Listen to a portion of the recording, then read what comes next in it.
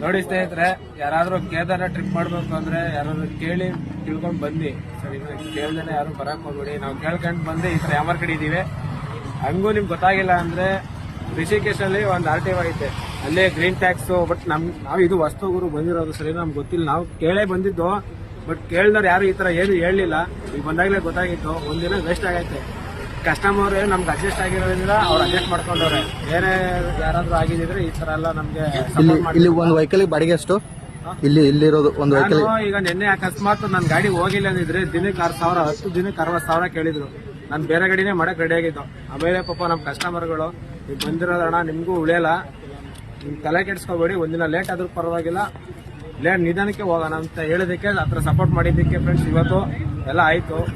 ಇಲ್ಲ ಅಂತಿದ್ರೆ ನಾವು ಬಂದಿರೋ ಬಾಡಿಗೆ ಎಲ್ಲ ನಮ್ಮ ಕೈಯಿಂದ ಕಿತ್ಕೋಗೋಣ. ನೋಡಿ ನಮ್ಮ ಡ್ರೈವರ್ಗಳಿಗೆ ಅಷ್ಟೇ, ಇದು ಯಾರು ಹೇಳ್ಕೊಳಕ್ಕಾಗಲ್ಲ, ಆಗಲ್ಲ. ಎಲ್ಲ ಆಯ್ತು. ಗ್ರೀನ್ ಟ್ಯಾಕ್ಸ್ ಮತ್ತೆ ಟ್ರಿಪ್ ಶೀಟ್ ಎಲ್ಲ ರೆಡಿ ಆಯ್ತು. ಇದು RTO ಬಂದು ಚಾರ್ಸಿ ನಂಬರ್ ನೋಡಿ ಗಾಡಿ ಎಂಟ್ರಿ ಮಾಡಿದ್ರೆ ಮುಗೀತು, ಎಲ್ಲ ರೆಡಿ ಆಗೈತೆ ಇವತ್ತು. ಇಷ್ಟು ಹೇಳಕ್ ಇಷ್ಟಪಡ್ತೀನಿ ಅಷ್ಟೇ. ಯಾರನ್ನೂ ಕೇಳಿ ಬರಬೇಡಿ, ಇಲ್ಲಿ ಬಂದೇ ಗೊತ್ತಾಗೋದು.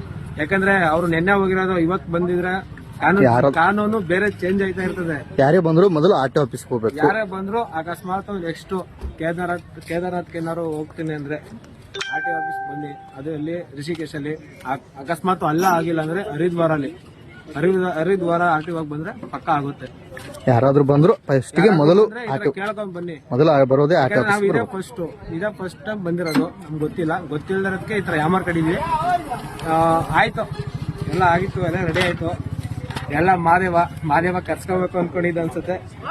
ಎಲ್ಲ ರೆಡಿ ಆಯ್ತು. ಯಾರಾದ್ರೂ ಮುಂದೆ ಬರೋದ್ರೆ ಮೊದಲು ಬಂದು RTO ಆಫೀಸ್ಗೆ ವಿಸಿಟ್ ಮಾಡ್ಬೇಕು ಅಷ್ಟೇ. ಇದು ಹರಿದ್ವಾರ RTO ಆಫೀಸ್. ಇದು ಎಲ್ಲ ಆಯ್ತು.